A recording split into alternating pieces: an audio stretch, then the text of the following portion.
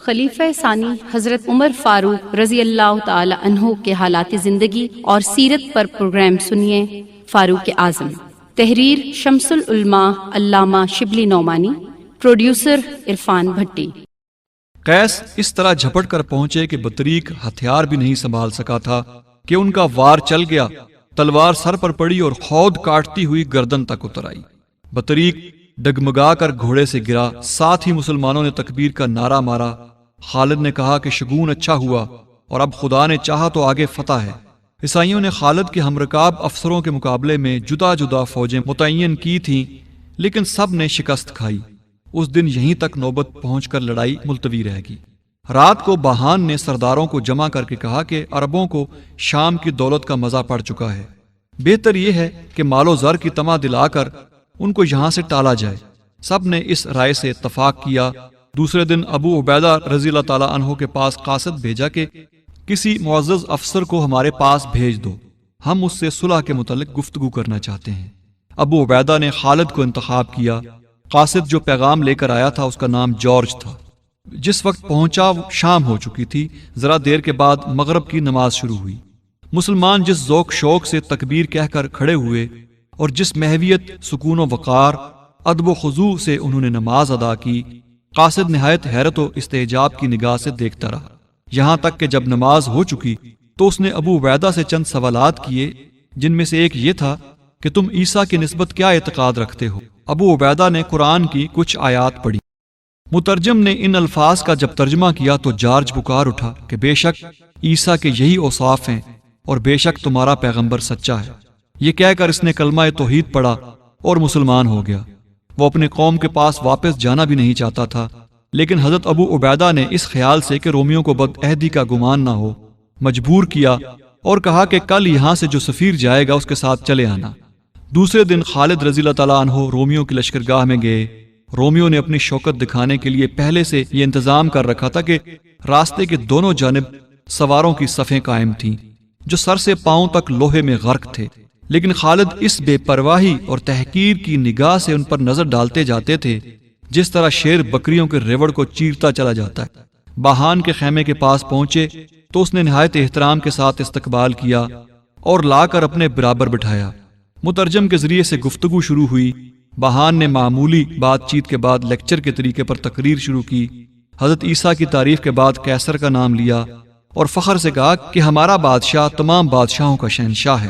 مترجم ان الفاظ کا ترجمہ پورا نہیں کر چکا تھا کہ خالد نے باہان کو روک دیا اور کہا کہ تمہارا بادشاہ ایسا ہی ہوگا، لیکن ہم نے جس کو سردار بنا رکھا ہے اس کو ایک لمحہ کے لیے اگر بادشاہی کا خیال آئے تو ہم فوراً اس کو معزول کر دیں گے۔ باہان نے پھر تقریر شروع کی اور اپنے جاہ و دولت کا فخر بیان کر کے کہا کہ اہل عرب، تمہاری قوم کے لوگ ہمارے ملک میں آ کر آباد ہوئے، ہم نے ہمیشہ ان کے ساتھ دوستانہ سلوک کیے۔ ہمارا خیال تھا کہ اس مراعات کا تمام عرب ممنون ہوگا، لیکن خلاف توقع تم ہمارے ملک پر چڑھ آئے اور چاہتے ہو کہ ہم کو ہمارے ملک سے نکال دو۔ تم کو معلوم نہیں کہ بہت سی قوموں نے بارہا ایسے ارادے کیے لیکن کبھی کامیاب نہیں ہوئے۔ اب تم کو کہ تمام دنیا میں تم سے زیادہ کوئی قوم وحشی اور بے ساز و سامان نہیں، یہ حوصلہ ہوا ہے، ہم اس پر بھی درگزر کرتے ہیں۔ بلکہ اگر تم یہاں سے چلے جاؤ تو انعام کے طور پر سپہ سالار کو 10,000 دینار اور افسر کو 1,000 اور عام سپاہیوں کو 100 دینار دیے جائیں گے۔ باہان اپنی تقریر ختم کر چکا تو خالد اٹھے اور حمد و نعت کے بعد کہا کہ بے شبہ تم دولت مند ہو، مالدار ہو، صاحب حکومت ہو، تم نے اپنے ہمسایہ عربوں کے ساتھ جو سلوک کیا وہ بھی ہم کو معلوم ہے، لیکن یہ تمہارا کچھ احسان نہ تھا بلکہ اشاعت مذہب کی ایک تدبیر تھی جس کا یہ اثر ہوا کہ وہ عیسائی ہو گئے اور آج خود ہمارے مقابلے میں تمہارے ساتھ ہو کر ہم سے لڑتے ہیں۔ یہ سچ ہے کہ ہم نہایت محتاج، تنگ دست اور خانہ بدوش تھے۔ ہمارے ظلم و جہالت کا یہ حال تھا کہ قوی کمزور کو پیس ڈالتا تھا، قبائل آپس میں لڑ لڑ کر برباد ہوتے جاتے تھے، بہت سے خدا بنا رکھے تھے اور ان کو پوجتے تھے، اپنے ہاتھ سے بت تراشتے تھے اور اس کی عبادت کرتے تھے، لیکن خدا نے ہم پر رحم کیا اور ایک پیغمبر بھیجا جو خود ہماری قوم سے تھا اور ہم میں سب سے زیادہ شریف، زیادہ فیاض، زیادہ پاک خو تھا۔ اس نے ہم کو توحید سکھائی اور بتلا دیا کہ خدا کا کوئی شریک نہیں، وہ بیوی و اولاد نہیں رکھتا، وہ بالکل یکتا اور یگانہ ہے۔ اس نے ہم کو یہ بھی حکم دیا ہے کہ ہم ان عقائد کو تمام دنیا کے سامنے پیش کریں، جس نے ان کو مانا وہ مسلمان ہے اور ہمارا بھائی ہے، جس نے نہ مانا لیکن وہ جزیہ دینا قبول کرتا ہے ہم اس کے حامی اور محافظ ہیں، جس کو دونوں سے انکار ہو اس کے لیے تلوار ہے۔ باہان نے جزیہ کا نام سن کر ایک ٹھنڈی سانس بھری اور اپنے لشکر کی طرف اشارہ کر کے کہا، یہ مر کر بھی جزیہ نہ دیں گے، ہم جزیہ لیتے ہیں دیتے نہیں۔ غرض کوئی معاملہ طے نہیں ہوا اور خالد اٹھ کر چلے آئے۔ اب اس آخری لڑائی کی تیاریاں شروع ہوئیں، جس کے بعد رومی پھر کبھی سنبھل نہ سکے۔ خالد کے چلے آنے کے بعد باہان نے سرداروں کو جمع کیا اور کہا کہ تم نے سنا اہل عرب کا دعویٰ ہے کہ جب تک تم ان کی رعایا نہ بن جاؤ ان کے حملہ سے محفوظ نہیں رہ سکتے۔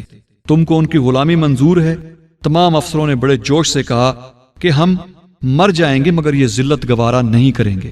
صبح ہوئی تو رومی اس جوش اور سر و سامان سے نکلے کہ مسلمانوں کو بھی حیرت ہوئی۔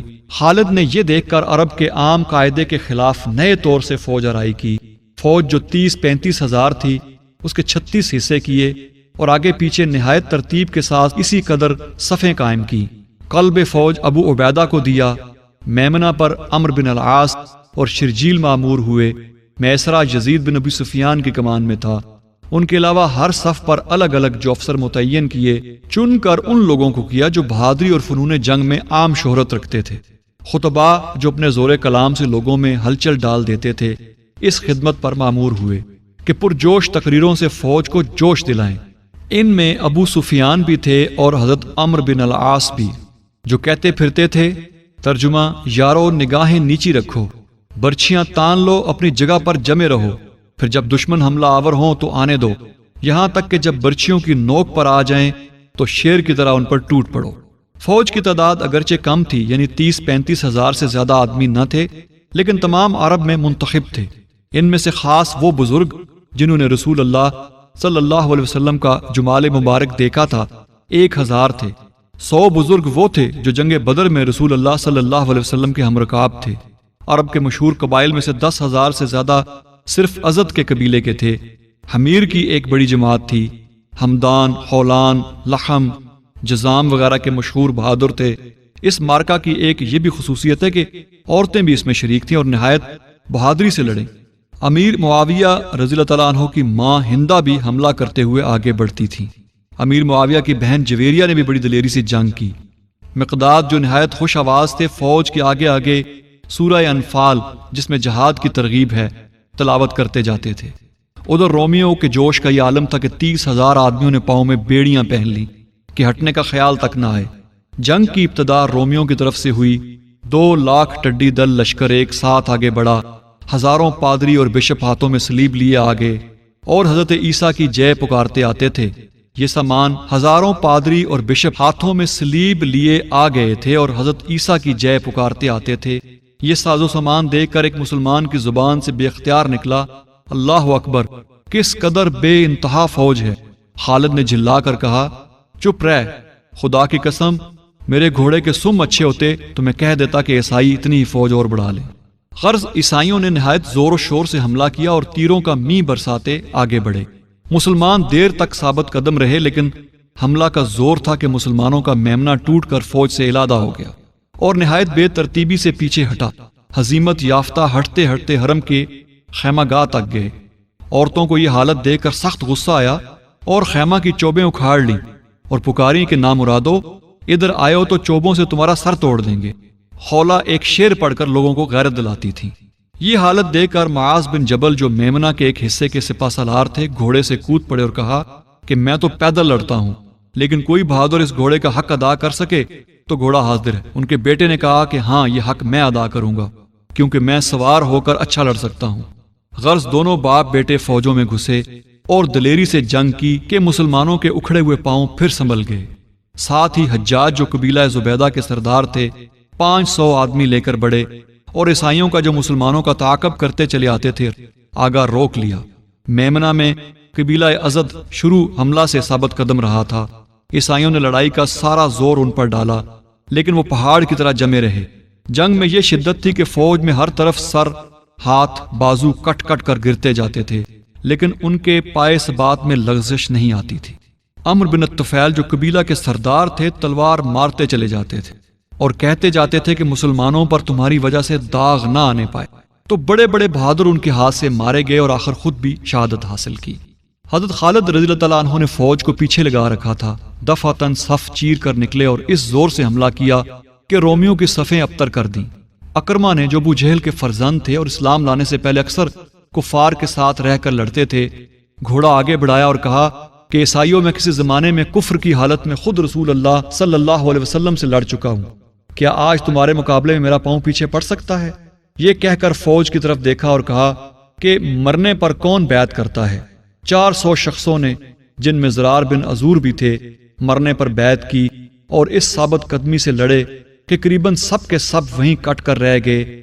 اکرما کی لاش مقتولوں کے ڈھیر میں ملی، کچھ دم باقی تھا۔ خالد نے اپنے رانوں پر ان کا سر رکھا اور گلے میں پانی ٹپکا کر کہا، خدا کی قسم، عمر کا گمان غلط تھا کہ ہم شہید ہو کر نہ مریں گے۔